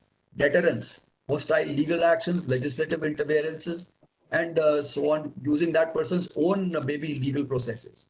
And then there are others, which is manipulation, control, influence. Here I'd like to quote one example where China successfully handled the postponement of a $60 million loan that India was to get from ADB for a watershed development project in Arunachal Pradesh by claiming that Arunachal Pradesh is its own territory. Can we go to the next? So here we have, these are some of the areas where there is a convergence, which is in organization, progression, and decision. This will take a bit of time to work through, but given the constraint, keep this in mind. These are the areas through which the classical Maoist theory has been merged into a variety of other theories, and these are the outcomes that we have before us. Can we go to the next? And here are some examples that I had about gray zone bellicosity that we have been subject to from our neighborhood. I talked about the Kudankulam nuclear power plant. There is following the abrogation of 370, the fake accounts that got opened in Pakistan, which were being then used to flood our media with all kind of catering news that was being created. The report by USA-based China Aerospace Studies Institute highlighting an attack against Indian satellites in 2017 by China. A report in New York Times referring to unknown Chinese entities for cyber attack leading to massive power failure in Mumbai, which has been referred to earlier.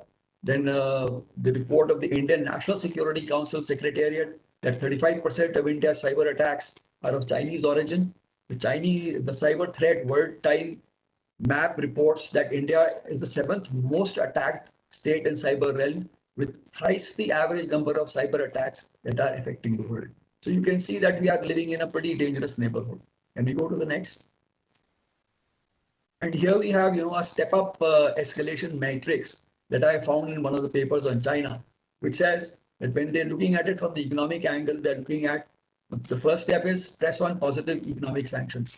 We're telling people that we are going to sanction you, we're going to do these kind of steps, these kind of activities. Then the next is the wolf warrior diplomacy, which includes targeted economic sanctions against individual nations. Third is the demonstrable bellicosity involving economic sanctions against multiple nations simultaneously. And then the stepped up belligerence with threat backed by widespread economic sanction despite a high risk of armed conflict. Now, this is something that they build up. This is an escalation matrix they've made with the objective of saying that we can win without a war, without fighting. So that is something that they have in mind, particularly with reference to Taiwan. And here, finally, as I said earlier also, Joan of Arc, battles are often won and lost in the minds of men. So it's a perceptual matter also. So with that, thank you very much. I hope I have not over-exceeded my time space, but it was a pleasure. Thanks a lot, Mr. Pant, and that was a wonderful exposition of how economics plays its way in gray zone warfare and how it gets connected with the other tools of gray zone warfare. Thanks a lot. The most important thing which you have actually put across is the whole business of gray zone warfare is a battle of narratives, is a battle of perception, and how you make the other guy feel about how he feels about himself. Right? At the fundamental level, it is economy which drives mankind to do what it does and doesn't do, and backed by a political intent. So economy as a tool or a subset or a part of gray zone warfare, I think is a permanent state of affairs. Right. The next thing is at a very fundamental level, even the basic corruption is a tool of economic warfare. Right? I mean, without getting into great this thing, if the Chinese guy is bribing a communist in India or any politician in India, he is carrying out economic warfare. So any form of this is economic warfare. And most importantly, from what all three speakers said, whether it's diplomatic, information, or economy, what these three domains have done is they have made borders fungible. They have made borders flexible. The territorial borders and the political borders have got devalued by use of diplomacy, information, and economy. And of course, there are more aspects to this which I shown to you in in the multi-domain warfare model. You put the other things in, then you're going to look at the gray zone warfare as a whole, which is quite lethal. But then I look at it from the other point of view. When we spoke of gray zone in very dark terms, that it's going to affect India and we're going to be, mauled by it. We're going to be made subjected. We're going to be vassalized, X, Y, Z. I think that time has gone. Look at it this point of view. If you're one of the most attacked nations through cybers, you're one of the most sanctioned nations, you're one of the most subjugated nations, you're one of the most nations with, where we don't pull our weight. We punch way below our weight. And you're still growing economically as one of the fastest nations on earth. Your ability to take on gray zone warfare is tremendously high. This is something which we don't realize. That's our strength. That's our potential. If all we can do is have a net by which you can rebound this gray zone, elements of gray zone warfare or which is being directed at you, we are looking at a different India. We just have to get our act together. I wouldn't say not by 30%, 40%, 50%, even by 10 to 5%. If we get our act together, we are in a different league altogether. We don't realize our soft power. And this is my view. I mean, we could always take a negative view, but I'd like to take a positive view. You know, they say in the relationship between America and Canada, Canada also always feels, look, we are sleeping next to a bear. Whether the bear is good or not, or benign or not, it doesn't matter which way it turns, whether it's sleeping or not, we get hurt. India is a similar bear. It doesn't know its own weight. And what we need to do is get our own, energy out. And I think all the think tanks and even Indus and any think tank, when we discuss all these, after all, we are going back as more informed human beings to do better things and spread this message. Right. With this, I'd like to take on any questions, and we'll direct it to the speakers who've spoken. Questions, please.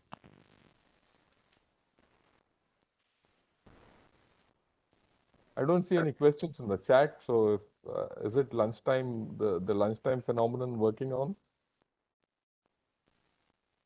Right. If there are no more questions, I'd like a quick, 5-minute encapsulation by Mr. Trignait first, then Mr. Nayak, and then finally Mr. Pant, and then we'll wrap it up. Over to you, Mr. Trignait. Your views, your final views. Has some question, I think. He raised his hand. There is? Brigadier Sandeep Kumar. Yeah, Sandeep, you had a question? I don't see it. Group Captain Mehta raised his hand, I think. Yeah, please go ahead. I had a question, but it got answered. Later on, he has got it. Group first class. Yeah. Over to you, Ms. Thank you very much. Sir. It was a pleasure. It was so exhilarating to listen to such eminent panelists on a very, very interesting topic. The IIRF is indeed very, very privileged to have all of you here. I do have a question, rather a doubt, and this doubt has come over listening to the entire 2 days of the discourse, and I will just like to share with you that what has come out very, very clearly, and this question I am carrying forward from my previous session. What has come out very clearly is that there is a gray war going on. It's a reality, and India is in the thick of it. All the speakers have brought out. We also know that we have to do something about it. We are not being able to do, maybe that is government problem. We are to get across to the government, and government should do something. The question is more fundamental, more philosophically. See, China is waging a war against us, and now we are calling it a gray zone war. It is waging a gray war over us. We are feeling it, we are discussing it, we are deliberating. My question is, why China is doing it? Because China has got an objective. China wants to achieve something. Every war has an objective. As a veteran, I can say, in war we have war objective, and who gives up the war objective? It is the political leadership gives decide what is the nation's war objective. My question is here: when I look at India, we are in a war, and our adversary has got a very clear objective. Why it is doing what it is doing to us? They have got a geopolitical agenda, and we are a small component of it, and they want something. And I feel the object of a gray war basing on any other nation is to undermine and degrade its gross national power. Why?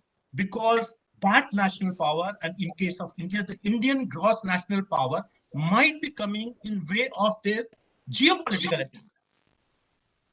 So my question is, what is India's geopolitical agenda? I am primarily a student of history and then a veteran, and I am also doing my research on BRI. So I look at from the historical point of view, and I want to really, and our patron, Ambassador Trigunayat is here, and I will definitely like to learn from him. When I look at it, what is my nation's geopolitical long-term agenda?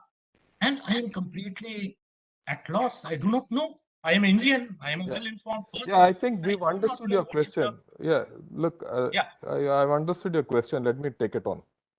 Yes, sir. So Yeah, I will like no, to no, know let, what first is our geopolitical aim let me take it by on. which our defense will be devolved Wait, to wait.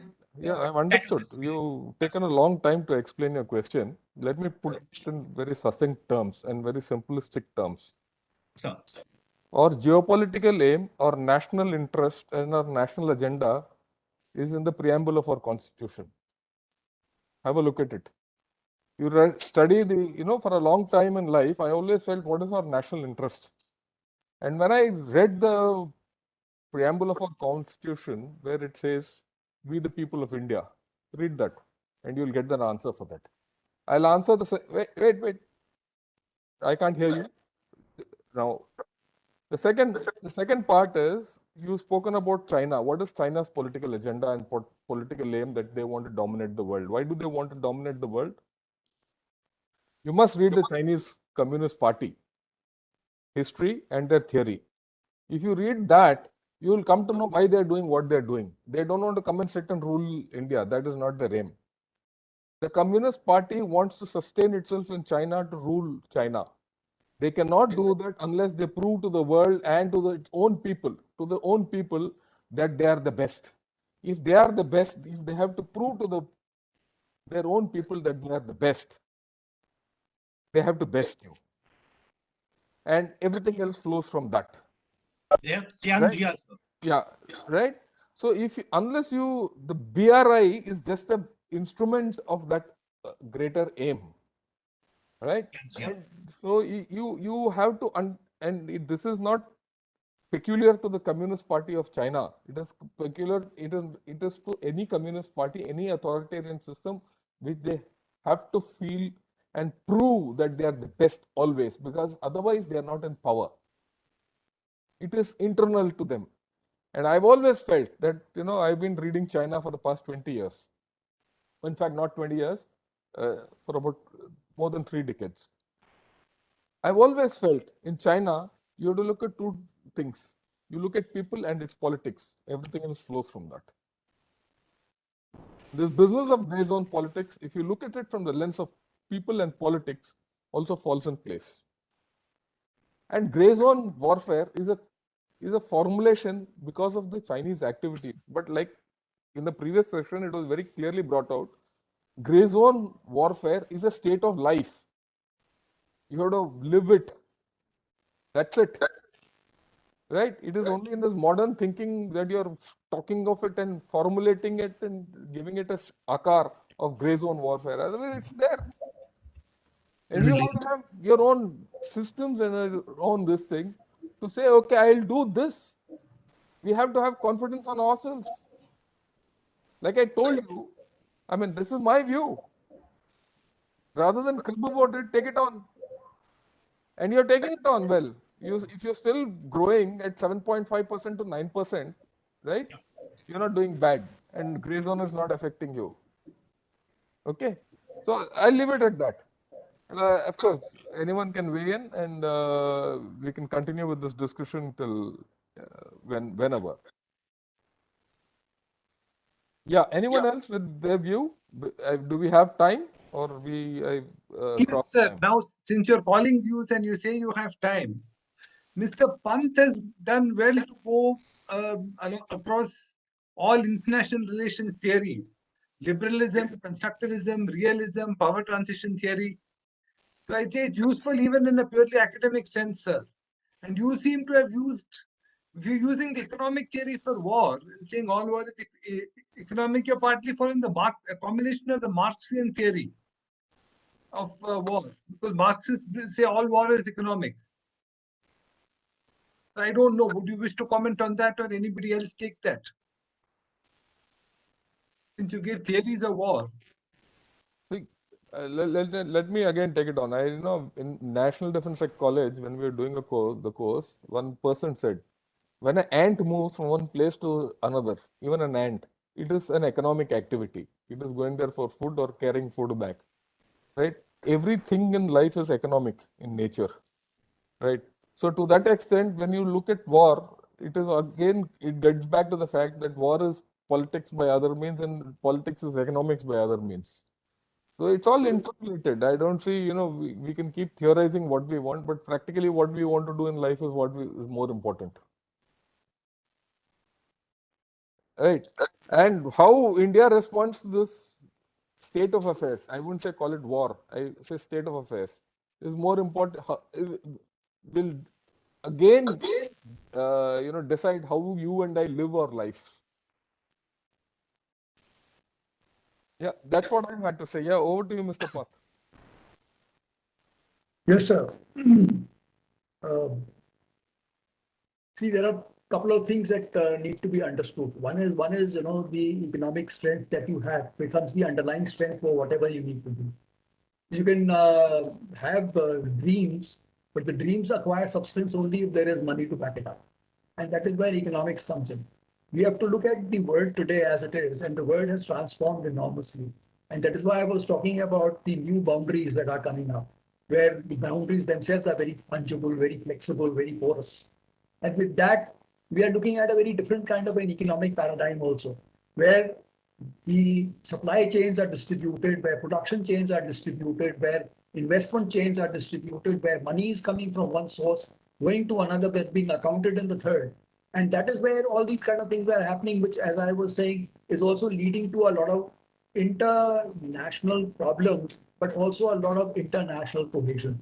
Today, the concept of, let us say, Europe, which came up as a European economic unit, in between seemed to fall apart, but it seems to be coming back again only because of the strong economic forces that are pushing it back. There is always a hope that SAARC will someday develop into an economic union also on those lines, which is not happening, which has not happened because the various conflicts are there.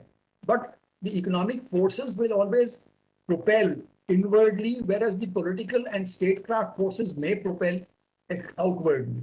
So there is a debate, there is a conflict between the centripetal and the centrifugal forces that needs to be seen. And the various theories of economics therefore become important in the context of which at that particular point in time is a relevant view to have. I'm not saying that any of these theories that we have talked about are eternal, that they will never change. They will change, they will undergo transformation, but we have to be ready for that transformation, and we have to steer that transformation in a manner in which it is best suited for the requirements of that time. As Keynes said, it's the short run that matters. In the long run, we are all dead. So we have to look at it, what is happening now, and do what we need to do now, rather than posit something for a distant future and then worry because we did not achieve it. One small example. About 6 months ago, 8 months ago, in Afghanistan, we were drawing up business plans for the bank. And we were looking at something like, the continuation of the Ghani government, perhaps as a coalition force with a coalition backup, maybe still with the support of the Western entities. What happened after 3 months of that, the plan being drawn up? There was a complete transformation in the system. There was no Ghani. The man had disappeared. So what do you do with that? And what do you do with the kind of situation you have today? And what do you do with the sudden economic blockade? I will not even say it was a sanction. It was a blockade that was brought into place. And where today you have about 90%, 95% of the population struggling for humanitarian assistance. There is no food. Another 2 months, and you will have something like maybe about 50% of the population probably starting to die on the streets. So you have that kind of a situation. How do you plan? And that is where economic planning needs to have a very strong interconnection with the political planning, and political planning gets into its diversified forms of statecraft, domestic planning, domestic politics, and so on. So we are working it out on those bases, and that is why I had brought in all those political aspects also, because I thought they were so closely interlinked. Thank you. Right. Thanks a lot, sir. Thanks a lot to the entire panel for your wonderful talk and your wonderful ideas on gray zone warfare with respect to diplomacy, information, and economics. I've learned personally quite a bit. And I also thank Indus for giving us this opportunity to express ourselves. Thanks a lot once again, and have a good afternoon. Thank you. Thank you. Thank you. Am I audible? Am I visible? Thank you very much, General Shankar sir, for chairing the session, and thanks again to all the three panelists. And now we are going to have an address by our President, Colonel Chenji. Colonel Chenji, sir, are you ready to come on?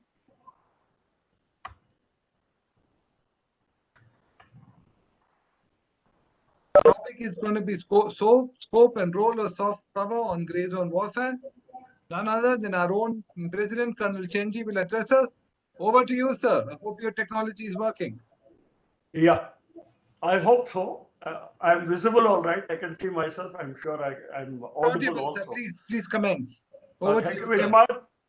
Good afternoon, gentlemen. It's been a fantastic day, just like we had yesterday. And then we come to the end of it. It is that fatigue session. You know, this is the time when it's time for lunch and everything is coming to a close, like in the academy, you know, passing out everything, you're going home. So, but but the thing is that it's not a very significant subject compared to the other. It's a soft power. What exactly is soft power? Before that, I'd just like to say 2 lines on gray zone warfare. You know, as you know, there's so much of terminology sort of indigestion, you know, like you have hybrid warfare, seamless warfare, then cognitive warfare, small war, big war, like yesterday General Malik rightly said, asymmetrical warfare. Anybody who comes, he coins the word. Americans are very fond of coining in their think tanks. So this soft power is also one such new. It is an adjunct, or you can say an appendix to the gray zone warfare, the hard power. So soft power at best, I think, is it can be termed as a catalyst. By itself, it may not be of much significance, but when it is done along with hard power, probably it has its. I have my own views. I'll just say about it. Now, soft power is basically a word coined by a former American Assistant Secretary of Defense, a person by name Joseph Nye, and somewhere in the 70s or 80s, he brought out neoliberalism, and that is where he brought out this coined the thing, and it has been in vogue for last about 15-20 years, but its effectiveness is always has been in question. The definition, anybody can give your own definition. I think after having heard some of the very scholarly thing of, from some of you, I think the definition would sound much better from some of the speakers which I had today. But what he says is, soft power is the ability to attract, co-opt rather than coerce. It is shaping of preferences of others through appeal and attraction. I mean, it's not great literature, but at the same time, it conveys the essence. Like I said, it is applied in conjunction with the hard power, then only it's effective. Now, there are some skeptics in some quarters who question regarding the effectiveness of soft power in gray zone warfare.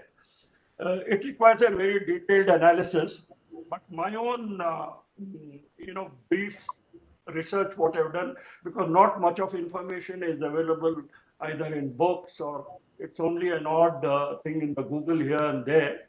But based on my own experiences, real time, what we have seen situations, I'll give my views. There is a vociferous group that holds a contrarian view. Now that we are reasonably certain about what are the scope of gray zone warfare, what it encapsulates, we should be able to discuss something on software. Now, what are the characteristics of software, soft power in the gray zone warfare? One is, it is not at all cost effective. It's not cost effective because it requires huge amount of resources, and what you put in is not commensurate with the result it fetches. The secondly, it is a long-term thing. You know, you can't bombard your software like it has taken years for India to set up a spirituality abroad or yoga or Bollywood for the last 20, 30 years. And even then, it is only of entertainment value. It doesn't damage much because it is not coercive. It is more of a, you know, the very fact soft power, you are able to influence the other person through love and affection. You know, we are a non-violent society, Gandhi and that kind of a thing. You know, when you talk about hard politics, these things, they don't carry much of it. And Chinese don't give much of importance, except wherever it affects them. Like they have this ethnic, some kind of a thing with Nepal or with their neighboring countries, Vietnam, they've been able to achieve. But in India, they'll never try. The closer they've gone to this thing is about the Chinese food, which we all enjoy, but we have brought our own, we have modified it with a lot of tadka and masala and all. It is nowhere close to Chinese food. But then, you know, culturally, it doesn't affect. Just now, Mr. Pant was talking about Sri Lanka and what the Sri Lankan locals felt about Indian Army, and then, you know, why we came and why we left. I was there for about a month and a half, about 2 years back, and I found suddenly there were, you know, huge amount of the Chinese 40, 50 youth, boys, girls, and all. I said, what are they doing here? You know, they're coming up with a huge township in which they're going to relocate about 50,000, 1 lakh Chinese. Just imagine it will become a second language there and all boards. And the same thing they are doing in other places. I think some other speaker also mentioned about Chinese language being, so they're gradually spreading. But in India, it's not possible because soft power is only possible where there is a small state and culturally, I think Sandeep, your this thing mic is on. If you can kindly mute it. Yeah. Okay, wherever there is a small country, and see, Pakistan used the soft power concept very well against India. If you recall, about 10, 15 years back, they started a initiative, peoples to people contact, like Aman Ki Asha. Of course, Times of India was one of the sponsors. And then you had some Bollywood celebrities who gave muscle to the whole thing. And then, you know, they flooded our own TV shows, entertainment shows everywhere with their artists. You know, you had the music, you had the drama, and everything, it was coming. And suddenly, the whole thing dissipated because the indigenous Bollywood talent, they rose against it, there were protests, and we all know about it. Same thing about cricket. So Bollywood, Pakistan did try this software power to some extent. They wanted to combine. See, on one hand, they continued terrorism, but at the same time, they said people to people, the thing, it's some kind of an initiative. They would come. You have this old boys' school, the Rincoliers, they would come to Dehradun and talk a lot about it. And it was some kind of, but the people have seen through it. In a country like India, so against the things of power may not work. That's my personal views. Now, there are two markers which evaluating the application of software, soft power in gray zone warfare. One is nation's power, clout, and its ability to influence the target nation's population. That I already touched on. We are too big a population to get influenced by you know, Chinese overpowering us with it. So China is that way very, very clever. They will not try it in India. You know, through culture and civilizational influences. China has both credibility and clout to influence the country. It tends to dominate. It has been the big brother to smaller nations. promising economic development through attractive loans and luring them to walk into debt traps. We have seen that recently, China taking over Uganda's international airport, and a similar agreement with Sri Lanka about the Hambantota, and they're doing it. They can do it for smaller nations. Now, all of this is not achieved through coercive means. It is also through the music, the other techniques which are carefully drawn with positive constructs like music, drama, food, philosophy. Chinese have been quite successful in Vietnam, because Vietnam and Chinese, they have a lot of cultural similarities. And although most Vietnamese I have met, when I was there and I would talk to them, they just don't like the Chinese, but then they can't do away with their food, their dressing, their drama, their plays, and that culture. It is introduced into them. At the same time, they say that much and no more. Now, some classic examples of promoting software is through music, films, food, philosophy, and spirituality. I've already touched on it. In US, in Russia, in even in China, Indian films are very popular. But that's about all. They enjoy it, but they won't get influenced by Indian thing.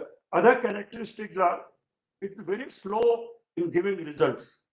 You can't try that with another country, and especially if you're geographically isolated over long distances, it is just a supplement and not the main.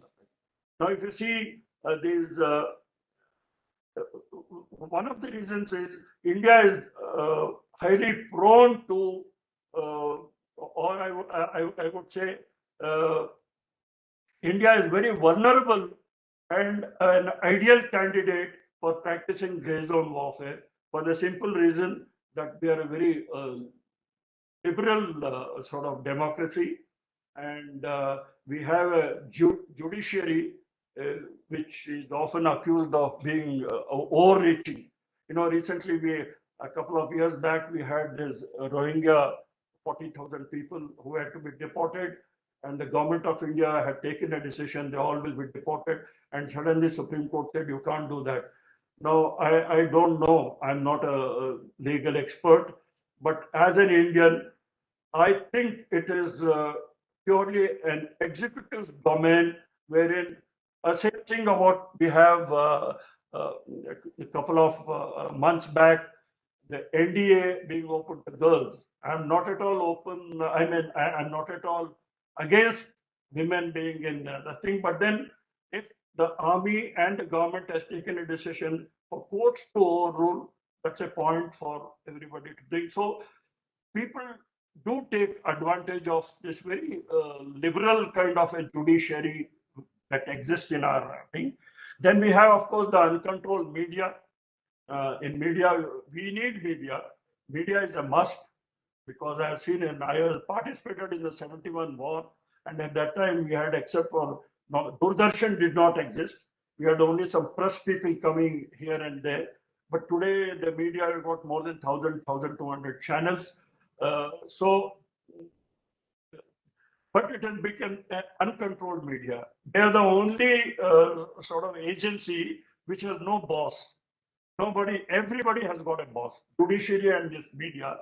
And then, of course, liberal democracy with so many political parties, and some of the major political parties, when you sup with the enemy and when you have midnight agreement signed in exchange for huge amount of money, and nobody is accountable, nobody can question them. I don't know what kind of a democracy we are there, but then too much of democracy is there. So we, rather than complaining against Pakistan and China, and they have been doing this, they have been doing that, hacking, cyber security and all, we also need to look within our own system of government.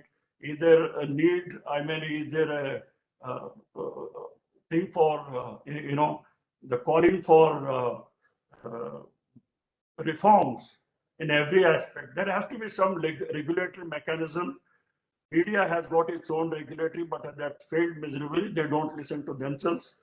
And as far as judiciary is concerned, you all must have, I am on the Twitter, I am regularly there on the Twitter, and I see there's so much of thinking going on about the judiciary.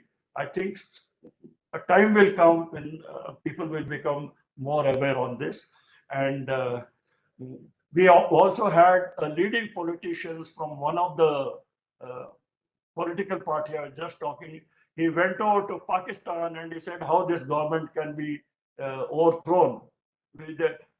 And nothing happens. You make some small statement, or a man steals a bread for his hunger and is thrown into the jail for 2-3 months. But in a democracy like this, it's a very porous society. We are divided vertically, we are divided horizontally, and the people who have spent the time in the prison for 2 years, 3 years on corruption, they are back on the thing, they're talking about, saving democracy and all. So this kind of unless we as the people stand united, like yesterday, I'm about to finish. I'll just take another 2 months. I'm well within my time. Yesterday, day for yesterday, we had this very tragic thing in Punur about this.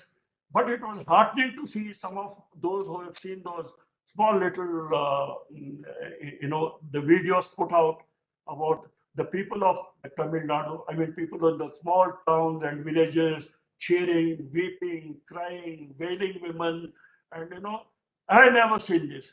But the media paints Tamil Nadu, the people of Tamil Nadu, as something very anti. Because I have lived in Punur for 8 years, and I've seen in Coimbatore and all, they are as nationalist and as patriotic, but somehow a perception has been sent out that, just because they are anti-Hindi, a thing has been created. But those of us who have seen those video clips, I think it was very moving. I was very proud of they're as nationalist as anything. I'm talking about now about the media. So we need to change our perceptions. That's about all I wish to say. In the end, I'll just conclude. I am also supposed to conclude the thing. I'll just take about another 1 minute to the thank all. It is as a customary thing. We come to the end of a very interesting and useful webinar. It's been a pleasure listening to some very well-researched presentation and people with, 40, 50 years of experience in their field, very practical, pertinent issues. And it's a new subject. And then, therefore, there's bound to be a lot of, it's still an evolving and a developing subject. I thank all the panelists, all the speakers who made this webinar so rich. You shared with us your knowledge and expertise. Thank you for accepting the request unconditionally. Because all those people we spoke, nobody put any condition, and such eminent people. We look forward to your continued association with us. In the end, I wish to share with you a small bit of good news about Indus International Research Foundation. We have a wing in the US. They have been functional. They have carried out some webinars there, and they've been doing a good job.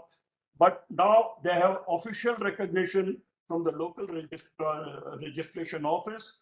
And so we'll soon be celebrating that thing next month. That's in Dallas. We have 3 Indians and 1 American, white American, who are members of that. And then secondly, regarding the webinar proceedings, I think this is one of the best webinars that I have seen, either others doing it or we ourselves doing it.